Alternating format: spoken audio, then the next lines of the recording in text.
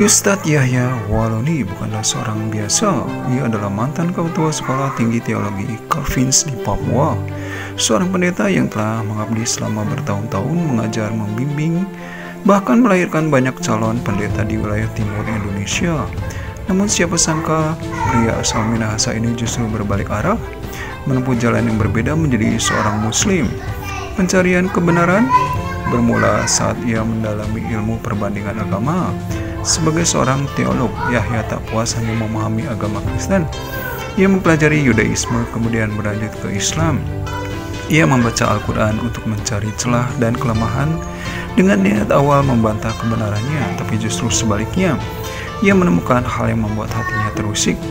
Ia melihat benang merah yang sangat jelas. Kisah Nabi Ibrahim, Nabi Isa atau Yesus, dan Nabi Muhammad SAW memiliki kesinambungan yang sempurna dalam Al-Quran. Ia merasa ajaran Islam menyempurnakan membuat para nabi sebelumnya. Ia mulai mempertanyakan kenapa Isa dipandang sebagai Tuhan dalam ajaran lamanya, padahal dalam Islam, Isa adalah nabi yang agung, bukan Tuhan. Puncak kegelisahannya hadir dalam bentuk pengalaman spiritual tak biasa. Di sebuah sore Ramadan, ia bertemu dengan seorang pria penjual ikan di depan rumahnya. Pria ini berpakaian bersih, bersorban, berjanggut, dan membawa sepeda. Yang mengejutkan, pria ini tak berbau ikan sama sekali. Dialog terjadi secara intens. Penjual ikan itu mengajak berdiskusi soal Tuhan, kenabian, dan makna kehidupan. Yahya terkesima dalam kedalaman kata-katanya. Istrinya bahkan sempat menyangka ia berbicara sendiri, karena sosok itu seperti tidak terlihat oleh orang lain. Pertemuan dengan penjual ikan terjadi 3 kali dalam 3 hari berturut-turut. Pada pertemuan terakhir, pria itu memberinya selembar kertas bertuliskan ayat-ayat Al-Quran. Tak lama setelahnya, pria itu tak pernah muncul lagi. Yahya merasa ini adalah petunjuk dari Allah.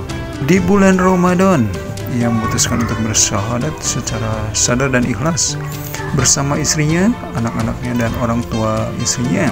Mereka memeluk Islam di hadapan Kiai Haji Komarudin Sofa, seorang kiai yang telah mendapat mimpi sebelumnya tentang kedatangannya. Tidak lama setelah itu dia menjadi muslim. Yahya diuji saat khutbah Idul Fitri pertamanya. Ia pingsan dan dinyatakan mati syuri. Namun beberapa saat kemudian Allah mengembalikannya. Ia bangkit dan melanjutkan perjuangannya sebagai dai. Peristiwa ini semakin menguatkan keyakinannya bahwa Islam adalah jalan yang benar. Kini Ustadz Yahya Waloni dikenal sebagai pendakwah yang penuh semangat dan keberanian. Ia mengisahkan kisah hijrahnya bukan sebagai kisah yang dramatis. Kini Dr. Yahya Waloni telah meninggalkan kita. Semoga Allah Subhanahu wa Ta'ala selalu melindungi beliau.